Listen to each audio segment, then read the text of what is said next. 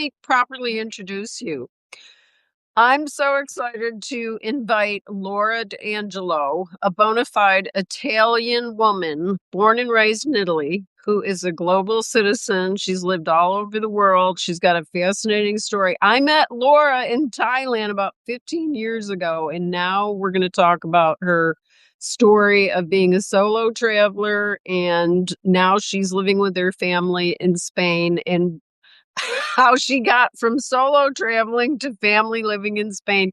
I'm sure it's an amazing story. I haven't talked to Laura in 15 years, and I'm very excited to see you again, Laura. So, how are you doing your life in Spain? I'm so excited to find out. Thank you, Mary, for this very nice introduction. Thank you so much. Yes, well, I have been in Spain for almost 4 years now, and but actually, my husband and I started thinking about making this move when I first got pregnant of our daughter, and that was 10 years ago. So while I was pregnant, we started thinking about moving somewhere out of Italy. We like Italy, but we were very much interested in making an abroad experience and also raising our children in an international environment. Well, the first idea was to go somewhere farther away from Italy. Well, my husband is the kind of person that could live in the Amazon, to be honest. But that wasn't really, uh, yes, feasible in my opinion. But he's very much into South and Central America. However, we kind of decided to stay closer, and because of our family. But we wanted to find a place where we could live in a mild climate with more sun and a laid back way of living. And Spain was our option. And actually, we started from that, we started traveling. So we first went to the Canary Islands. We stayed there a couple of weeks, and we did that while I was 6 months. Well, I was pregnant, and so after visiting the Canary Island, at that time I started. Well, no, actually, then my daughter was born, and I think she was about 1 year old or maybe less. Well, at that time, I started working for a company based in Ibiza, and I started translating for them. This company ran a magazine about all things happening in Ibiza. So I started translating for them articles from English into Spanish, Spanish into English, from Italian into English and Spanish. And at that time, I thought, I never thought about Ibiza. Maybe we should go and visit it. I don't know. It felt like I had always thought it was um, a party's place.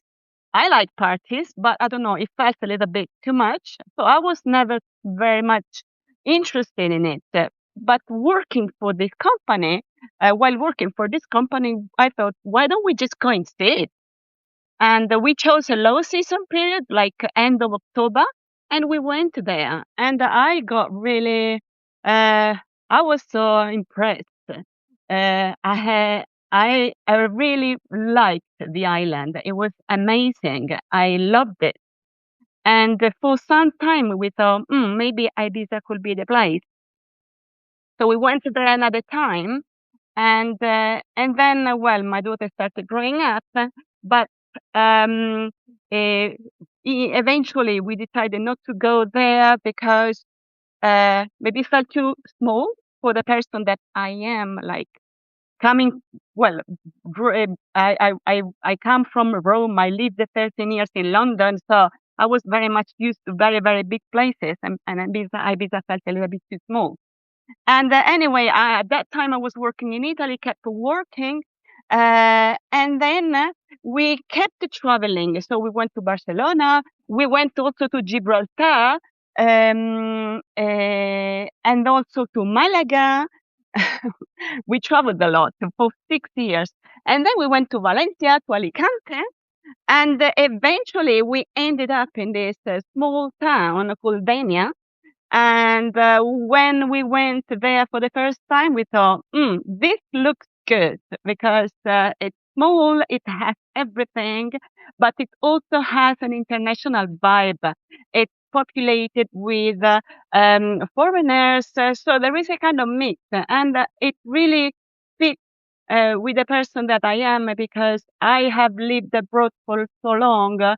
So my mind is it's very it's international. So I like the fact that here I find the Spanish way, but at the same time, I also see so many different types of mindsets, and that it fulfills me a lot. So it's been 4 years since we are here. In the meantime, I had another child, and our children are very much settled. This place is very nice. I wish I could go out because where I live, it's sunny. There are palm trees. It's beautiful, and it's by the sea, and it's very nice. So we are happy here. Our children are growing up bilingual, and this is something I was very much interested as well. It's something that it can stay with them forever. So no matter what they choose to do in the future, they will be able to speak two languages perfectly. And they're also getting a lot of English as well because most of my neighbors are from the UK, even though they don't live here all year round. But just the fact of being mixed with this reality makes your mind different. So I like that for them. So basically, that's it. These are my last 10 years, basically. Wow. So after I saw you in Thailand, didn't you live in Italy, in northern Italy? That was 2012. Yes, I was living I was living in Italy. I was living in Tuscany. And just straight after that holiday, I went to that in August. It was August. Then I met my husband to be. And 2 years after, our daughter was born. So my life basically changed completely. You can imagine once you have a child, it's very different, you know. Having children, it's amazing. It's exhausting. It's impressing. It's exhilarating. It's everything. So, but I was very happy, and uh, um, I I was already a little bit not old. I can't say that, but when I had my first child, I was 38, and but it had come a time when I thought either I do it now or I don't do it again. So, and I'm very happy that my life has transformed this way as well. Even though solo traveling for me has been one of the best thing I have done. As I said, uh, traveling for me is like being a university constantly. It's like the university of life. You learn so much from being on your own. You build a lot of self confidence. You need to rely on yourself. You make your own decisions, and you are open to other people. You don't really do that easily when you are with someone else because you feel you have the company. You don't need to really go and talk to like strangers. But then when you're on your own, you realize that you are hardly ever on your own because you keep meeting people and then sharing ideas, sharing experiences, and you learn so much from each other. So I really love it, and obviously, I would love to keep doing it when I can because it's amazing. It is the best university on earth, that's for sure. Mhm. Yeah, Hey, yeah, it is.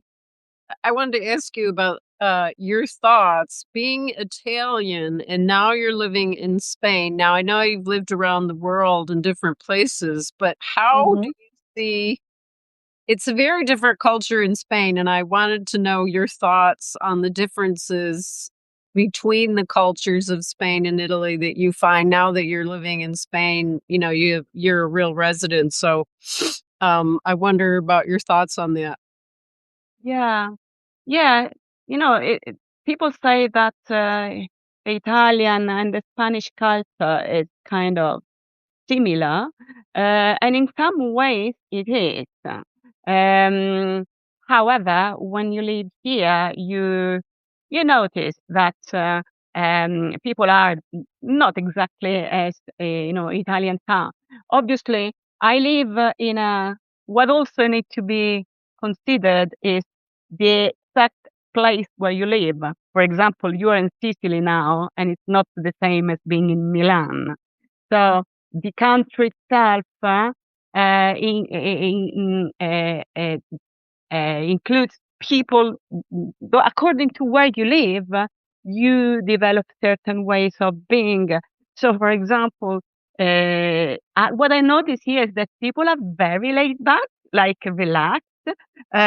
For example, there is less formality. It reminds me a little bit the north of Italy, because the north of Italy is less formal as opposed to the south. Um, in some ways, it is less formal. Uh, but here, people are very relaxed. So, yes, so this is different. Then, well, timing is different. For example, people here have lunch at 3, 4, 5 in the afternoon. It's very normal. They never have lunch before 3, 2:30, and Wow. they can have dinner at 10, 11 in the evening, which is crazy for me. But the people are very much used to that. So that's probably in the culture. Sometimes the restaurant won't open their kitchen for lunch before 1:30 in the afternoon. And so that's really nice. And then they have their traditions. They are very noisy. They make parties all the time. There is an excuse to party like all the time. We have just gone through a traditional party week that ended last Thursday. Last Thursday was St. Joseph's Day, and it's a very, very important day here in the region where I am. And there is a massive celebration and that lasted for a week, and actually schools closed. They were closed for 5 days. And so yes, and then there are other. They celebrate a lot. They celebrate. They don't mind the noise. There are bands on the streets, the people singing, playing, and no one uh, worries whether maybe my child might uh, not find very comfortable the noise around. People are used to it, and they just accept it very happily. So that's different from my culture, but it's interesting. Overall, it's fine, and this is what I am seeing. But then as I also have mentioned, there are a lot of foreigners living here during the year and also in certain parts of the year. So, for example, there are a lot of Northern Europeans who are second home owners in Spain, and they come here either, let's say, in the winter when it's too cold in the countries, for example, in the Netherlands, in Germany, in the UK, or maybe they come during the holidays. And this really also uh, mm, mixes with the environment, the Spanish environment, because it's really present a lot where I am. So I'm talking about where I am. Yeah, and I have found that here in Sicily too, that people are coming from Northern Europe to spend the winter or to visit. Lots of Italians are visiting in the winter. So I've met a lot of great people. So, Right. that's interesting that it's happening probably all in Southern Europe, like you said. I don't know. I don't think you told me the name of the town that you're in. I'm in. Yes. Did you not want to say or Oh no, I can. Yeah, definitely. Yes, the town is called Denia. Denia, Denia, Denia. starting with E as an end? Starting with a D. Look, I have just written it. Denia. So D for David. Denia. Denia. Oh, starting with B as in boy. Not D as Dave or David. Oh, V. Okay. I'm gonna look that up because I've been to the south of Spain, but I haven't been there. And what I found was there were when I left, I didn't discover as much as I would have liked to little towns that are probably even better than the bigger ones. So that sounds great. Yes, it is. It has 40,000 people in winter. In summer, it changes a bit, but in winter, this is the average of inhabitants, and it's quiet. It's by the sea. It's sunny. It's relaxed. It has everything, but you can actually reach everywhere within 10 minutes. And for me, this is amazing, especially when you have children and you need to take them there, go pick them up, and do so many things. The fact that you don't have to spend a lot of time driving and traveling just is unpayable. So I love it. And it's just opposite to the Balearic Island. Uh, so you can take ferries. Here there is a harbor. You can take ferries and go to Mallorca, go to Formentera, go to Ibiza. And that's really nice as well. It's nice. It is nice. And no, we feel lucky to live in this place. Um, I don't know. I think at this point of my life, I was looking for quietness because my life as a mother abroad without family support, because it's just us, it's it's hard already. And so I try to eliminate everything that included stress, anxiety. So I really would like to, uh,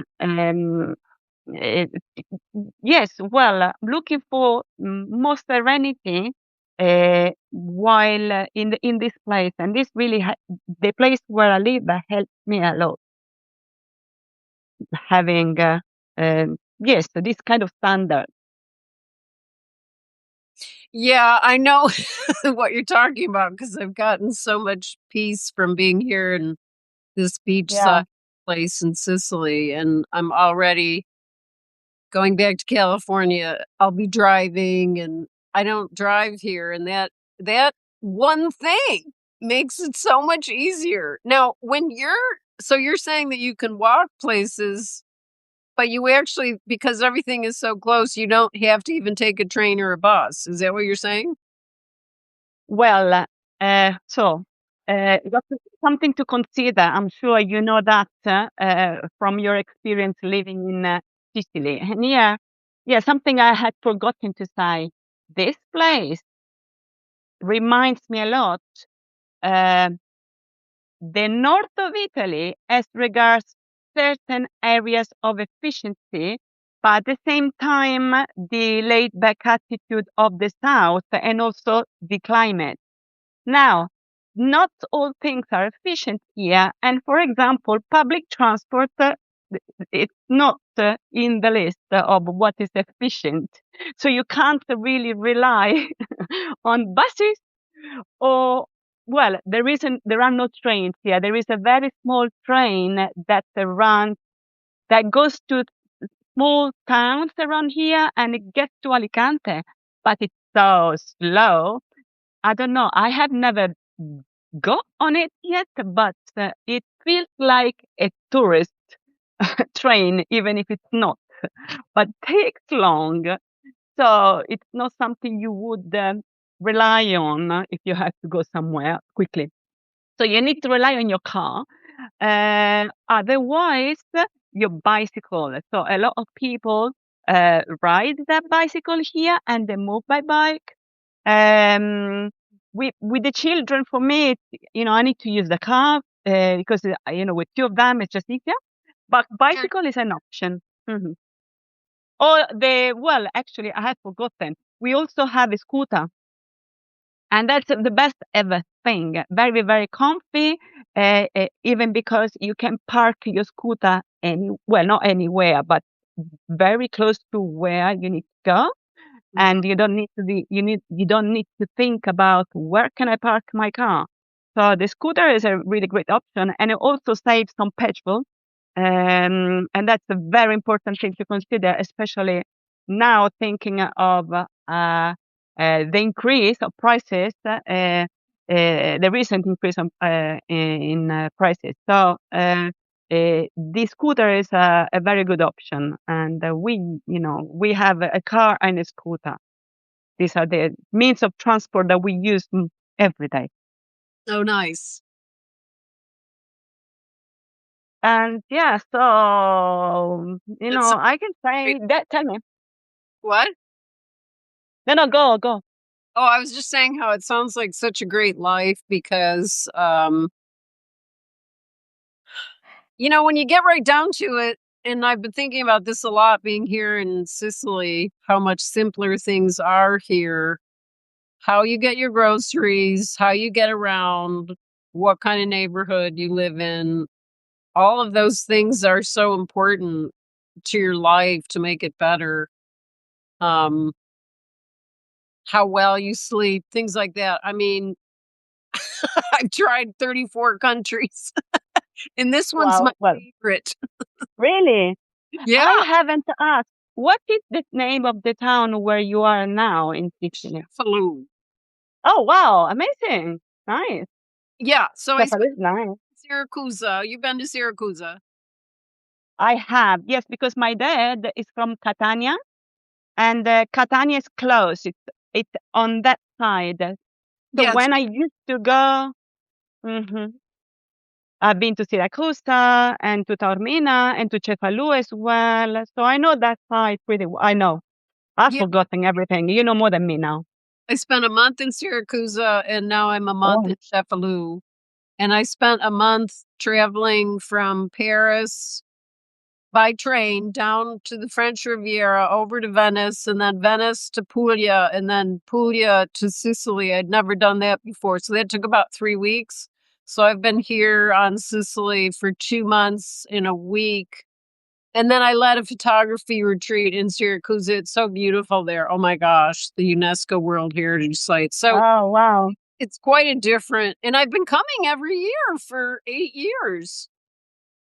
Wow, amazing.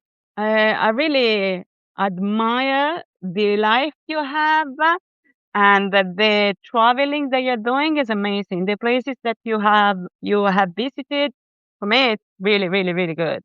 And well, honestly, as regards Italy, I very much like the south. My husband and I like the south, and if there is a place where we would like to stay, it's actually the south. The only thing is that living in the south of Italy is not easy. So, work-wise, schools, and then the health system, there are lots of things to take into consideration, and that's why we didn't really think it could be an idea. But I really like it. I like the way it is, the food it has, the climate. I really like the people. So all the places you have visited. Puglia, for me, Puglia was amazing. My mom is from Calabria, so just the the food of Italy, and then my dad Sicily. So I'm was born in Rome, but my family is from the south. Yeah, I really like, I mean, I haven't spent as much time in the North, but it's so different. It's like a different country.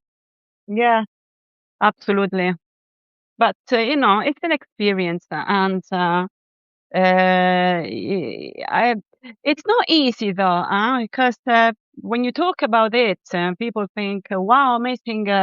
Seems amazing," but it is hard. You need a lot of courage. You need a lot of energy. Living abroad on your own, making this move, it's not like a piece of cake. So there are a lot of difficulties you need to go through every day, but it's part of the game. And They anyway, said that because I think what happens is people make it sound like it's super easy. It's not. But no, the benefits are so high, yeah, but it's yes, not an easy thing to do. However, what is easy really? It's not, you get adventure, freedom. I mean, I make travel a priority. I don't have really, I mean, I live part time in California because I can make a living as a photographer and speaker there. However, I love traveling the best. It's yeah, just the I best thing. know. And it's not easy, but I think more people could do it if they put their minds to it and made it a priority. Yes, you need to step out of your comfort zone. You got to do it, but not everyone can do it. You need to be able to adapt yourself. I think there are certain skills that are very essential when you travel. So you need to be open to other cultures and not don't end up comparing them to your own culture and finding differences every time. Trying to be adaptable because it's just a different place and be flexible. I mean, there are and not many people really manage. I have seen, even when I used to live in England, um, I remember when long time ago, that was like end of the 90s, I used to work as a waitress in a restaurant. That experience was amazing. I met so many nationalities customers came from all over the world. My colleagues were from 50 nationalities. And while working there, this is really when I started to learn what it meant uh, to, uh, what it meant to face yourself with people with different ways of thinking, and but at the same time, I have also met uh, people who were not flexible at all, and they had their way of being. They thought that the way of seeing things was their way, and that didn't really help if you are abroad. If you're traveling, if you're visiting a place, if you're living in another place. So you need important skills. And then you need, well, it can be hard, but you need, as you say, you need to consider what you get back from it as a person, what this type of life leaves you within yourself as a person, how much it can enrich you.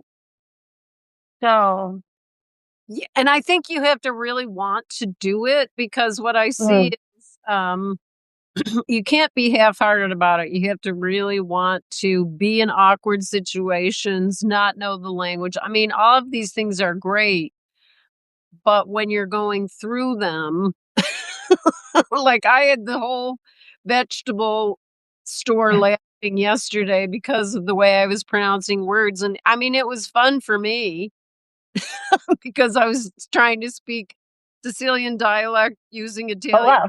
teaching me, and I had a really fun time, but I don't know if everybody would enjoy that. I certainly did, but you have to be open to trying things a new way. And I wasn't like this at first. I just really wanted to learn and see new places and go places and not have to wait for anybody to go with me. And, I just wanted to go. I always had that dream Yeah, since being a little kid.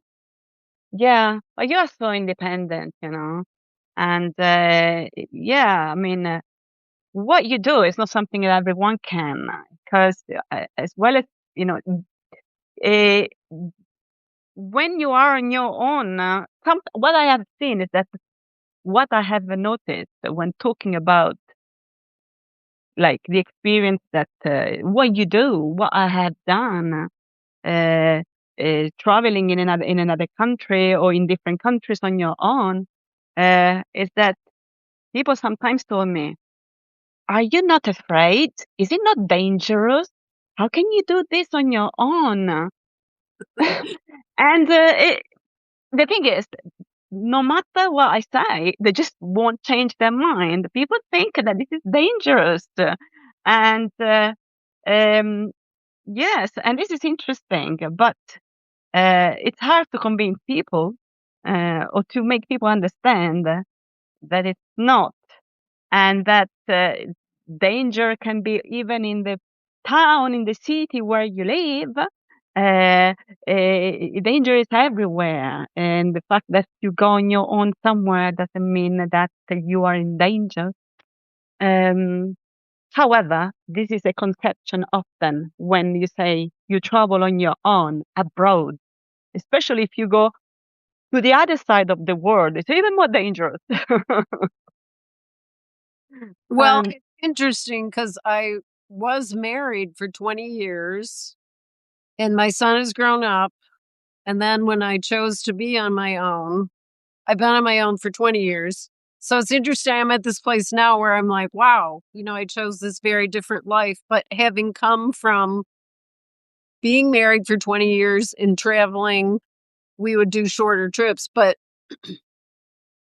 this is such a different lifestyle. And I think more people could do it if they could get past thinking that, oh, it's so dangerous. Because, of course, you have to be careful where you go. And I don't know if you know, but I spent so much time in Asia, in Central America, South America. So Europe to me feels very easy and very safe. But I did all the sketchy, very challenging stuff first. And then started coming to Europe every year. And I just find it so easy here with a lot of things like transport and groceries mm, and buses and yeah, trains and that kind of thing that is even easier than the United States. So I don't think mm, people that don't travel understand that there's other places that are actually easier and smoother to navigate, yeah. Oh, for sure.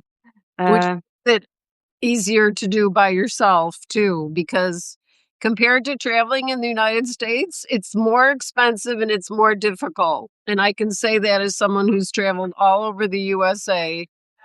I've done everything from luxury hotels to camping to, and everything in between. And it's just more expensive and more for difficult. sure. Yeah, there are cheaper places for sure when you travel, and um, I think what is also important is uh, uh, do your homework before traveling. So learn about the country where you're going, the good and the bad things, anything, get yourself very much informed, especially if you travel on your own. What do I need to know? How do I need to travel? Is there anything I need to take with me? Or something that is better not to talk about? I don't know, like just learn about the country where you're going. It's very important. The people, the customs, that really helps a lot. And anyway, it also shows that you have an interest, that you're open to learning about the place where you are, and that once you go there, people will also notice that you are genuinely uh, happy and in being there and learning about what living there means. So I think this is at least what I did every time I had to go. When I went to India to work as a volunteer, uh, I knew I was going on my own, and just the fact that I was going on my own really made me think, okay, I need to be very well prepared because no one is going to be next to me telling me, okay, do this, do that. So I read a lot. I learned about the place where I was going, trying to understand how to reach the place. Well, everything, and that was very, very helpful. Um, Same when I went to Brazil. I mean, just uh, yes, do your homework, be prepared. Hey, I didn't Yeah. ask you, what countries did you live in? Well, the UK, long time, really. I mean, but 13 years in the UK, that was a long time.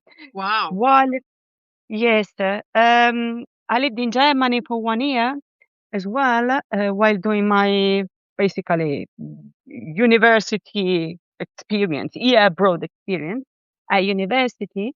And then, I went to Colombia twice. I Oh, lived the first time for about 6 months, and then I came back for another couple of months.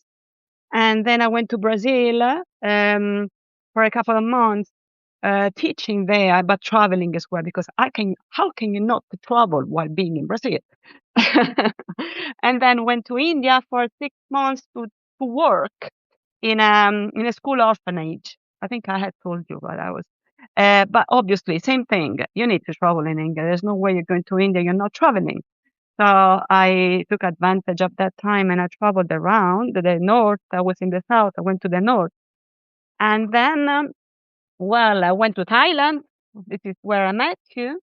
And then, then I came back to Italy. So, but in Italy, I went first to Milan, and that was a new experience. I was in Milan for like a couple of years. Then I went to Tuscany, and that was also another experience. So I lived there for several years. And then from Tuscany, I flew to Spain. And since then, I've been in Spain. And yes, with children, we travel less. So waiting for them to grow up a bit and then start traveling again. But for the time being, we take it easy. yeah. I've been to all those countries you mentioned, and it's interesting. I went to northern India also. So many times. I'd like to go back. Where were you teaching in the school in India? In Chennai, I was in Chennai, and what an experience, because Chennai is a city. It's a 6 million people city. So it was a proper. It was yes. It was my. The thing is that since I was a teenager, really I had this dream. I wanted to go to India and live with the people. I wanted to really mix with the people. So I wanted to stay there and mix with the people. And this is what I did when I went there, because the school, basically, I worked for a UK charity organization based in Chennai that was actually helping these children with their school. And I was giving some accommodation that was in a house with other Indian people. So I lived in an Indian borough with Indian people, eating Indian food, and Mm. in a place that was overwhelmed with the cars, taxis, and tuk-tuks every day in the sound. It was a proper Indian experience, and this is what I wanted. And Yeah. at some point, I got myself a bicycle. I was just traveling, going around the borough with a bicycle. I found in a hospital next door a yoga course that was taking place in the hospital every day from Monday to Friday at 7 in the morning. I would go there and do yoga. And at some point, everyone knew me. I was the volunteer teacher of the borough. And, I was really with the people. The borough was I can't say it was poor, but it was simple, and this is really what I wanted. Even the house where I lived, uh, there were it was, cutlery was like a luxury. I would eat, well, all of them I would eat with the fingers, and for me it was really hard because I wasn't used to it. So they would either teach me or give me a teaspoon to eat. So sometimes there was just a glass to share, water in order to drink water. So these little things, maybe for some people who come from the Western world, they can be uncomfortable, Yeah. because you need to adapt. That's it. It's just different. But I really wanted that. At the same time, it was hard because your culture is deeper rooted inside yourself. And this is the moment where you find that there is a clash because you think you can do it, but then it's like, oh, wait a second, this is hard. And it was hard. But when I started traveling, well, I traveled around the south. So Chennai is in Tamil Nadu. Then I went to Karnataka on the other side. And then I went up Goa, basically, above. So I did that bit. Um, but then I went to the north. Well, the farther north I got was Rajasthan. And that was a place that I really wanted to visit. And Rajasthan was a different thing because there were, well, I ended up in small towns. And small towns in India are not like big towns. It was a different thing. It was much more relaxed. It felt, I liked it more, I have to say. Um, uh, I mean, everywhere was beautiful. India is a mix of colors, of people, of cultures. Uh, how can I describe it? It's It's hard to describe. I call it it's the hard, the world. but it really stayed in my heart, and I was actually sorry when I was offered to stay there for one more year working in the school, um, because I thought I have to go back to Europe. I need to, go back to my life and find work and blah blah blah. And you know, if I could turn back time, I would definitely stay because it's life, and it could have been a much more enriching staying there for longer, at least Yeah. from my point of view. Yeah. The longer you stay, the better it gets. Yes, but again, it's not for everyone. It's It not is for not. everyone. It's not. Uh, it is not. But it depends. It has to be something that you are interested in seeing, Yeah. trying, experiencing. It really comes from yourself, nothing else. So Well, it's I can say interesting. that, yes. We've Hmm? got similar things we've done. I lived in an ashram on the Ganga River for a couple months and taught yoga Oh, there. It's the biggest ashram in India, actually. And then I found out the woman who's in charge of it used to babysit my son in California. oh, wow. And I didn't know going there before. So, I mean, I think the amazing thing that happens when you travel is incredible experiences that you can't even foresee happening.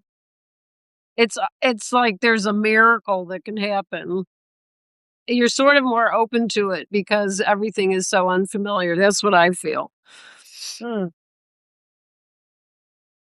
yes.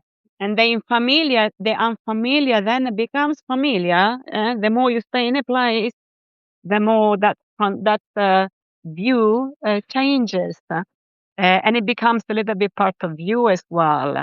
I had been thinking about all the bits and pieces that I have introduced in my way of being that come from different the places I have visited. So I don't know, maybe the way I have breakfast.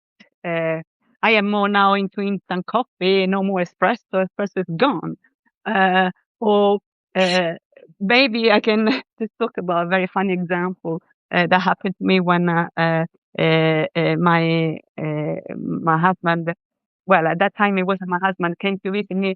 in Tuscany for the first time. He comes from the north near Bologna. So when he came to visit me for the first time, he brought me a typical dish from the north, right? It's like uh, ravioli, well, like square, filled pasta, like ravioli. I think it's called ravioli or tortelli. I don't know whether you've heard of it. So it's a pasta type which has got filling in it. Yes, basically, and it was like homemade, totally homemade. So we cooked it, and at the end of it, you're supposed to eat it with pasta, parmesan. That's it, easy, because the filling inside is enough. And then what happens? We sit down at the table, and I just sprinkle on top curcuma. You know, And what when he happened? sees curcuma, I just sprinkle on top of that pasta dish curcuma, and when he sees that, he's like, "What are you doing?" And I just said, "Why? Where's the problem?" And this is just to say that I am, I don't know, after living and traveling in so many places, I am applying um, habits, customs, and mixing them, with Sure. all the places I've visited. It's just like that, nothing else, it's just like that. So there isn't one only way for me, at least. I don't have an Italian way, a Spanish way, an Indian way. I have a mix of everything, which for some people is odd, but That's I don't funny. mind. It's funny. I've gotten that way too. And I'll tell you a story. It's very short. I had just gotten back from Nepal and I moved to Hawaii. And I rented a room from this very proper conservative woman. And in Nepal, you eat with your fingers a lot, And you did that? huh? And then what happened? And then what happened was she invited me to Christmas dinner. I wasn't expecting to be invited. And I sat down and I was using my fingers. And she Uh-huh. said, "You can use a fork." And her brother was so appalled. Like I was breaking every etiquette rule. And then I was enjoying it. I'm so bad. Well, but I was it is enjoying how true. shocked they were because they'd never been to Asia, of course. And I just thought it was so funny because I wasn't being sloppy or anything. It was just, little pieces of meat that, you know, and I just thought, wow, this is such a different cultural moment here. Absolutely. But People, didn't you notice when you were eating with your fingers that food that tasted better? well, it did. It tasted very good. And I didn't want to stop and be told how to eat it, because it wasn't an appalling way to eat to me. That's what I had been used to. But I thought, I don't think I did it again because, you do it once and you shock people, and that's kind of funny. After that, Yeah, you're just like, oh, okay, I guess I'm in another country, so I've got to do a few things. But yeah, it just blends. Your eating blends, and there isn't really any one way to do it. And it's really a beautiful thing, actually. well, when I was in India at the school orphanage, I used to have lunch in the orphanage, yeah, with all the children. Yeah, So every child there were about 150 children. Every child would get that plate, and then every child would eat with their fingers. I was the only one who would get a teaspoon, yeah, to eat yeah, like a mountain of rice. And then sometimes when I don't know, when maybe we had school trips and there was no teaspoon, I was like put this food in front of me and I had to eat it with my fingers. And obviously, I had no idea how to eat it. And the children would come to me and say, "Laura, no, this is not the way you eat with your fingers. You need to do that." And it would show me really how to group a little bit of food and then uh, pushing the food with your thumb in a very specific way. And I tried and I tried and I tried. I could say, no, no, no, this is not the way you do it. And they were trying to teach me on, how to eat with your finger. That's really Because it's funny. I so, don't think I ever learned how to do it, but so there's an actual way. there I is mean, a I did way, yes. do it, but I'm sure I wasn't as good at it as how you're supposed to do it in an efficient way. There is a way, there is a way. And I started observing that in any kind of restaurant I went, different type, like, no, like, any time of place, the people would really, really eat in that way. It's a kind of way that makes you not get your hand extremely dirty, and then you really manage to, like, put a reasonable amount of food in your mouth and eat. Yeah. So, but anyway, so that's also, that was also experience. It was all experience, absolutely. Yeah, I think Yeah, everybody should go to India at least once in their life and really have an yeah, experience. yeah. It's culture shock in the good and in the bad way. It is culture shock. Well, the Um, worst culture shock I ever felt was going back to the United States after being in India. right. So I flew from Wow. India and landed in Port Authority, one of the big stations. And I actually was still in my India clothes. And I was so shocked by how I was there very late and all these young kids were running around half naked. And I hadn't seen that in like 18 months. And I Wow. forgot how sexualized the clothing is when you go out to nightclubs. And Yeah. I was really shocked by it. I had forgotten. And so that was culture shock. That wasn't the only thing. There was a lot of other things too. Wow. But it was kind of funny landing in the heart of New York City in such a sketchy place. I, that Course. main train station. I think it's Port Authority. Anyway. Yeah, yeah, yeah, yeah, Ugh, yeah, yeah. Of course. Yes.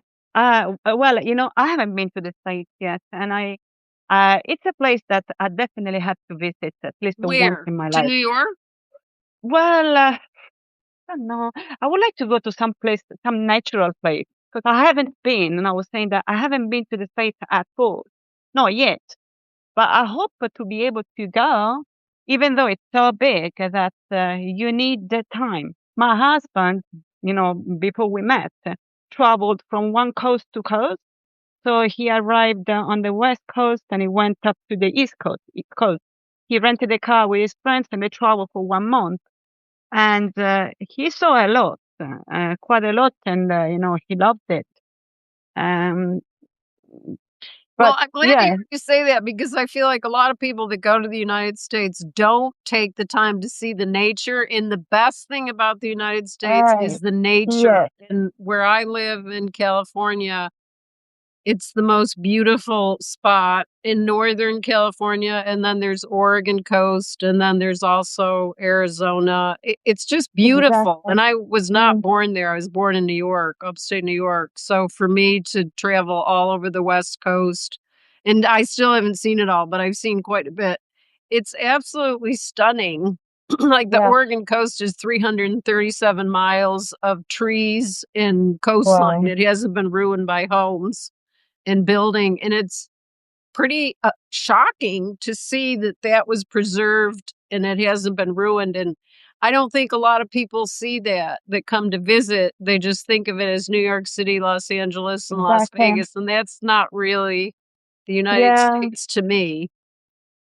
No, nature there is amazing. It's such a big place, and there are so many breathtaking places. I've seen them on TV. There's like lots of films are shot in the US, and I see and I think, wow, this is amazing. I see massive forests, and then if I think about Arizona, this is a state I would really maybe would be the first one. I mean, I'm so much interested in, that state. But then there are so many others. It's just, massive lakes, deserts. I think it's so big.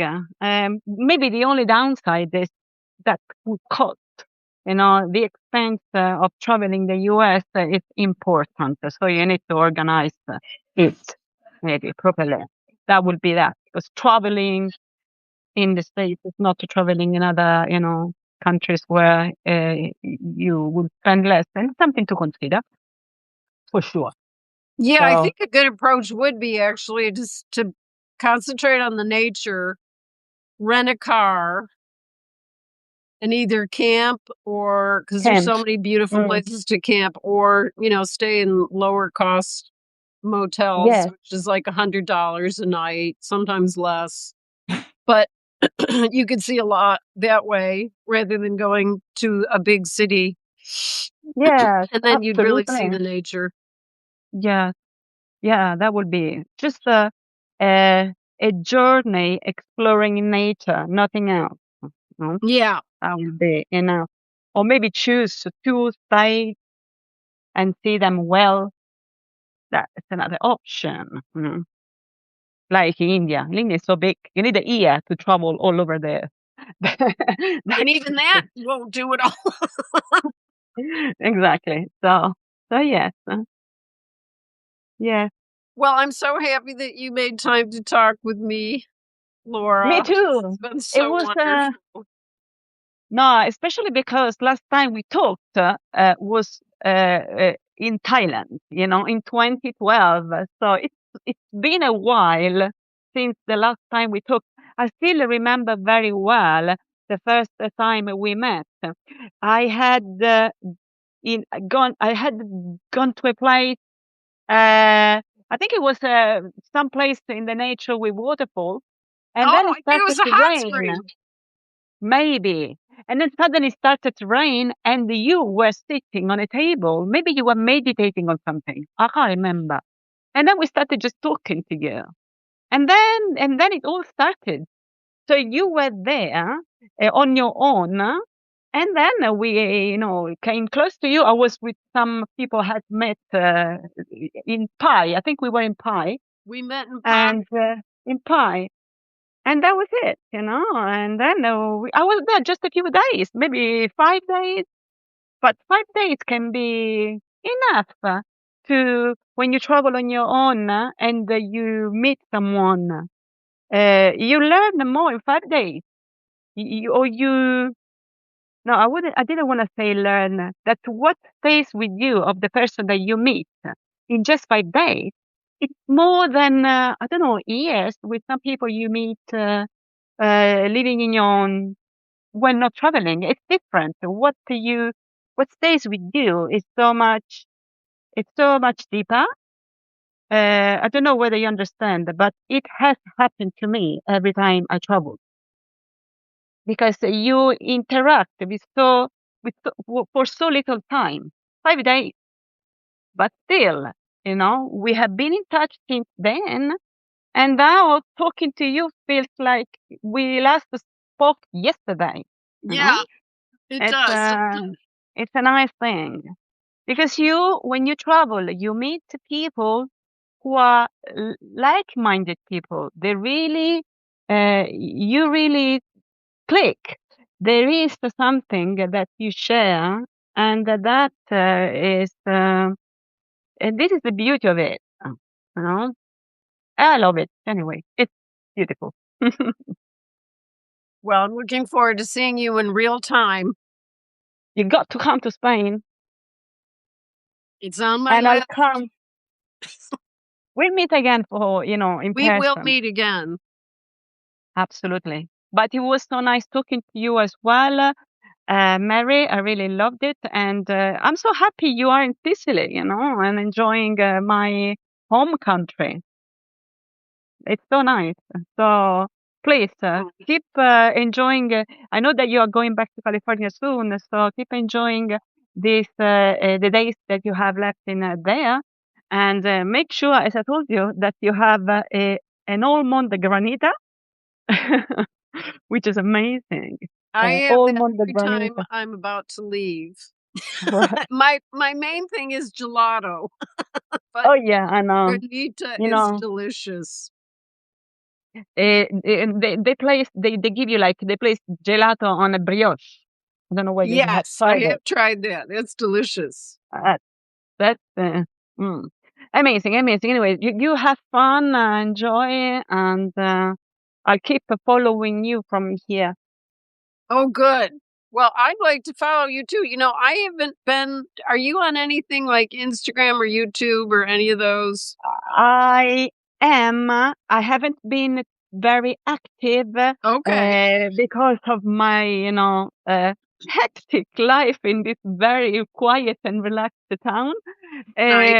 But I definitely plan to do some more. So, uh, just how do you say? It'll be happening soon. So we'll be in touch. I'm on Instagram, so I'll make sure maybe I'll find you and I'll add you. And Oh, then from okay. there, Yeah, that would be great. I'll do And that. then I did send you my WhatsApp number, and that would be nice to be more connected to you in case I end up in Spain because I've been meaning to go for a long time. Definitely, definitely. And I recommend you this place. So I'll wait for you here. Oh, thank you, Laura. Thank you so much for coming on with me. This has been so much fun to see you again after so many years and see how well you're doing and hear your story. It was really a highlight. Thank you. Thank you so much, Mary, and thank you for inviting me to this live stream and letting me share this experience. And again, talking to you again, it was great. Thanks so much. Oh, you're so welcome. Okay, we'll talk again. Yes, we'll be in touch. Bye Bye, bye. Mary. Ciao, Thanks. ciao. Bye. Ciao, ciao, Ciao, ciao. Bella. A presto. Ciao, Bella.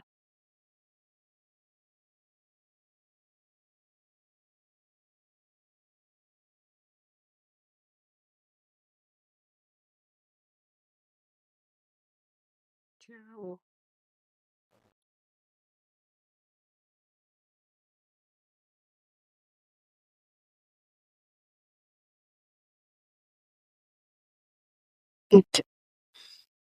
Oh,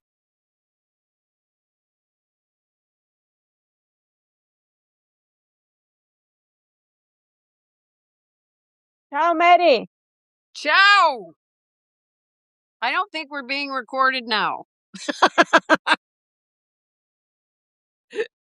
Yay. Bye, Laura.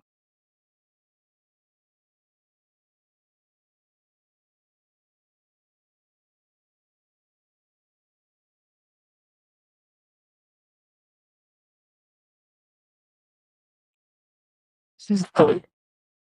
Okay.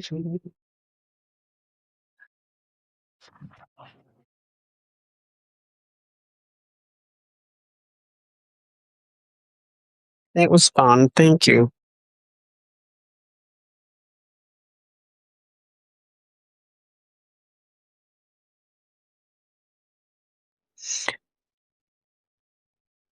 Great talking to you too. Loved it.